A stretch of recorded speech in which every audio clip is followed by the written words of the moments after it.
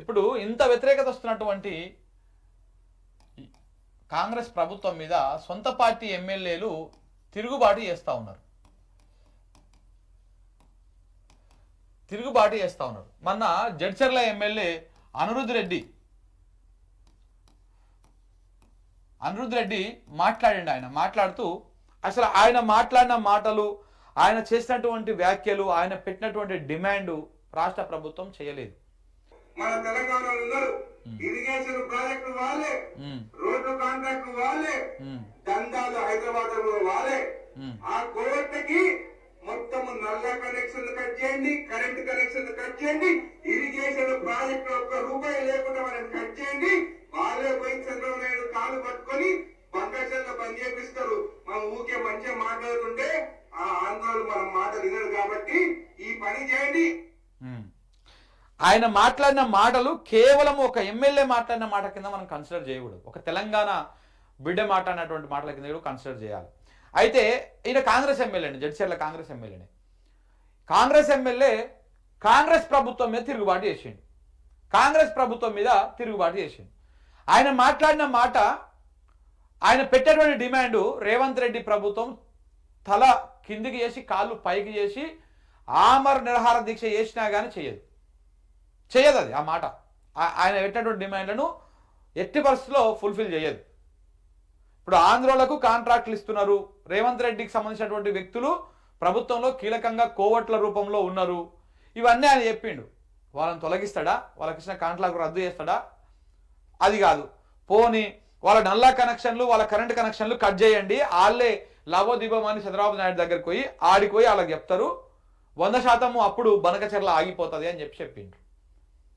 బనకచెర్లని నీ పార్టీ ఎమ్మెల్యేలే వ్యతిరేకిస్తా ఉన్నారు చాలా సోయితోటి, తెలంగాణ సోయితోటి. కానీ మన రేవంత్ రెడ్డి గారు మాత్రం బనకచెర్ల విషయంలో మన చంద్రబాబు నాయుడు గారికి దారదత్తం చేస్తేందుకు ఆయన తీవ్రంగా ప్రయత్నాలు చేస్తూ ఉన్నాడు. చిన్న లాజిక్ చెప్పిండు ఆయన, ఒక్క ముక్క.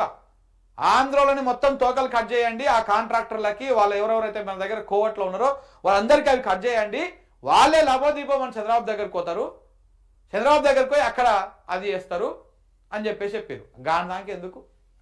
చంద్రబాబు నాయుడు ఇంటికి కూడా నల్ల కనెక్షన్ కట్ చేయి, ఎందుకు మా నీళ్ళని ఎత్తుకపోదామని చూస్తున్నావు, మాకు నీళ్లు రాకుండా చేస్తున్నావు, నువ్వు నీకెడికెళ్ళి నీళ్ళు వస్తాయని చెప్పేసి నేను నల్ల కనెక్షన్ కట్ చేయి. రేవంత్ రెడ్డి దమ్ముంటే వెంటనే బనకచెర్ల కాదు కదా, దరిదాపులకు కూడా ఓడు. ఎందుకంటే ఆయన శనివారం ఆదివారం వస్తే పవన్ కళ్యాణ్, లోకేష్ బాబు, చంద్రబాబు గారు ఇక్కడికే వస్తారు. వీకెండ్ సేదతీరేది మొత్తం హైదరాబాద్లోనే. ఆంధ్రప్రదేశ్ రాష్ట్రాన్ని వదిలేస్తారు వాళ్ళు గాలికి.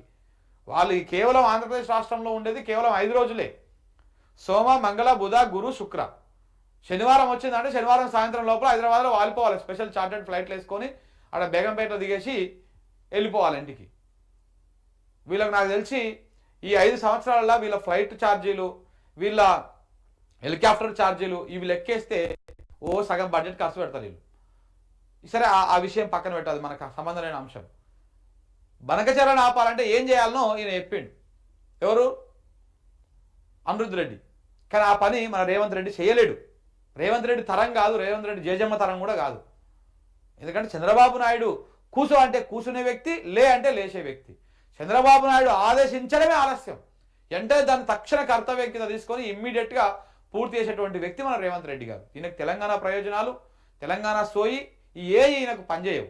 కేవలం చంద్రబాబు నాయుడు ప్రయోజనాలు, చంద్రబాబు నాయుడు పార్టీ ప్రయోజనాలు, ఆయన వ్యక్తుల ప్రయోజనాలు మాత్రమే రేవంత్ రెడ్డి గారికి పరమావధి లెక్క పనిచేస్తుంది. సో కాబట్టి ఈయన చెప్పినట్టు ఎందుకు వింటాడు?